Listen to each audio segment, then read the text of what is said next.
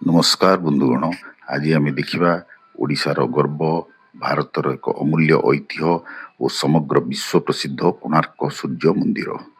ଆପଣ ଜାଣନ୍ତି କି ବହୁ ବର୍ଷ ପୂର୍ବରୁ ତିଆରି ହୋଇଥିବା ଏହି ମନ୍ଦିର ଆଜି ମଧ୍ୟ ବିଶ୍ୱକୁ ଆଶ୍ଚର୍ଯ୍ୟ କରୁଛି।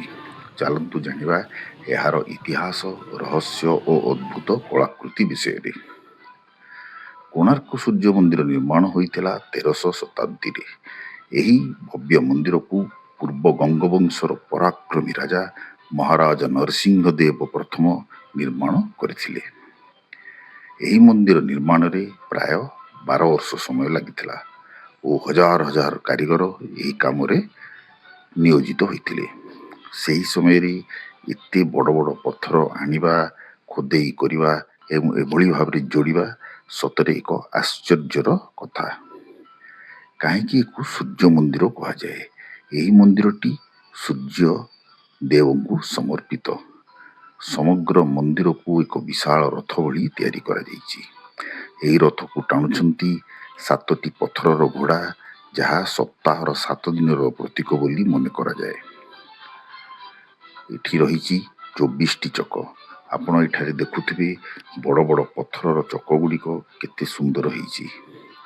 ଏଠାରେ ମୋଟ 24ଟି ଚକ ରହିଛି। ଅନେକ ଗବେଷକଙ୍କ ମତରେ ଏହି ଚକ ଗୁଡ଼ିକ ସମୟ ମାପିବା ପାଇଁ ସୂର୍ଯ୍ୟ ଘଡ଼ି ଭାବରେ ବ୍ୟବହୃତ ହେଉଥିଲା।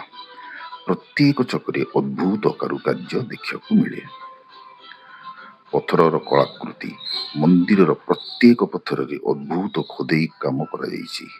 ଏଥିରେ ସଙ୍ଗୀତ, ନୃତ୍ୟ, ରାଜଦରବାର, ସେନାବାହିନୀ, ପଶୁପକ୍ଷୀ ଏବଂ ସେହି ସମୟର ସାମାଜିକ ଜୀବନର ବିଭିନ୍ନ ଦୃଶ୍ୟ ଦେଖିବାକୁ ମିଳେ। ଆଜି ମଧ୍ୟ ବିଶ୍ୱର ବିଭିନ୍ନ ଦେଶରୁ ସ୍ଥାପତ୍ୟ ବିଶେଷଜ୍ଞମାନେ ଏହି କଳାକୃତିକୁ ଅଧ୍ୟୟନ କରୁଛନ୍ତି।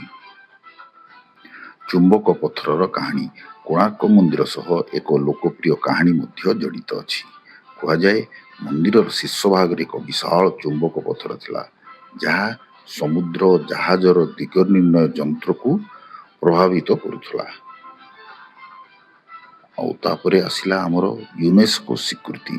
1984 ମସିହାରେ ୟୁନେସ୍କୋ କୋଣାର୍କ ସୂର୍ଯ୍ୟ ମନ୍ଦିରକୁ ୱାର୍ଲଡ ହେରିଟେଜ ସାଇଟ୍ ଭାବରେ ସ୍ୱୀକୃତି ଦେଇଥିଲେ। କୋଣାର୍କରେ ପ୍ରତିବର୍ଷ କୋଣାର୍କ ନୃତ୍ୟ ଉତ୍ସବ ହୁଏ। କୋଣାର୍କ ନୃତ୍ୟ ମହୋତ୍ସବ। ପ୍ରତିବର୍ଷ ଏଠାରେ ପ୍ରସିଦ୍ଧ କୋଣାର୍କ ନୃତ୍ୟ ମହୋତ୍ସବ ଅନୁଷ୍ଠିତ ହୁଏ। ଭାରତର ବିଭିନ୍ନ ରାଜ୍ୟର ଶ୍ରେଷ୍ଠ ନୃତ୍ୟଶିଳ୍ପୀମାନେ ଓଡ଼ିଶୀ, ଭାରତନାଟ୍ୟମ୍, କଥକ ଓ ଅନ୍ୟାନ୍ୟ ଶାସ୍ତ୍ରୀୟ ନୃତ୍ୟ ପରିବେଷଣ କରନ୍ତି। ରାତିର ଆଲୋକରେ ମନ୍ଦିରର ସୌନ୍ଦର୍ଯ୍ୟ ଆହୁରି ବହୁତ ମନୋମୋହକ ଲାଗେ। ଆମେ କିପରି ଆସିବା? କୋଣାର୍କ ହେଉଛି ଭୁବନେଶ୍ୱରରୁ ପ୍ରାୟ 65 କିଲୋମିଟର ଓ ପୁରୀରୁ ପ୍ରାୟ 35 କିଲୋମିଟର ଦୂରରେ ଅବସ୍ଥିତ। ଆମେ ସଡ଼କ ପଥରେ ଏଟା ଆରାମରେ ଆସିକି ପହଞ୍ଚି ପାରିବା। ସକାଳ କିମ୍ବା ସନ୍ଧ୍ୟା ସମୟରେ ଆସିଲେ ଫଟୋ ଓ ଭିଡ଼ିଓଗ୍ରାଫି ପାଇଁ ସବୁଠୁ ଭଲ ଆଲୋକ ମିଳିଥାଏ। କୋଣାର୍କ ସୂର୍ଯ୍ୟ ମନ୍ଦିର କେବଳ ଏକ ମନ୍ଦିର ନୁହେଁ, ଏହା ଓଡ଼ିଶାର ଇତିହାସ, କଳା, ବିଜ୍ଞାନ ଓ ସ୍ଥାପତ୍ୟ କୌଶଳର ଜୀବନ୍ତ ପରିଚୟ। ଯଦି ଆପଣ ଏପର୍ଯ୍ୟନ୍ତ କୋଣାର୍କ ଆସିନାହାନ୍ତି, ତେବେ ଥରେ ନିଶ୍ଚୟ ଆସନ୍ତୁ।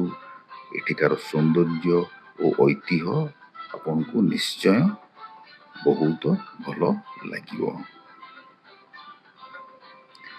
ଯଦି ଆପଣଙ୍କୁ ଭିଡ଼ିଓଟି ଭଲ ଲାଗିଥିଲେ ତାହେଲେ ଲାଇକ୍, ସେୟାର ଓ ସବସ୍କ୍ରାଇବ୍ କରିବାକୁ ଭୁଲନ୍ତୁ ନାହିଁ ଓ କମେଣ୍ଟରେ ନିଶ୍ଚୟ ଲେଖନ୍ତୁ ଜୟ ଜଗନ୍ନାଥ। ପ୍ରତିବର୍ଷ ପୃଥିବୀର ବିଭିନ୍ନ ପ୍ରାନ୍ତରୁ ଲକ୍ଷ ଲକ୍ଷ ପର୍ଯ୍ୟଟକ କୋଣାର୍କ ମନ୍ଦିର ବୁଲିବାକୁ ଆସନ୍ତି ଓ ଏ ସୁନ୍ଦର ଦିବ୍ୟ ଅନୁଭୂତି ଓ ପଥର କଳାର ଅନୁଭୂତିକୁ ନେଇକିରି ଯାଇଥାନ୍ତି। ରହିଲି, ପୁଣି ଦେଖାହବ ଆଉ ଏକ ସୁନ୍ଦର ଭିଡ଼ିଓରେ। ସେ ପର୍ଯ୍ୟନ୍ତ ଭଲରେ ରୁହନ୍ତୁ, ସୁସ୍ଥରେ ରୁହନ୍ତୁ। ଜୟ ଜଗନ୍ନାଥ।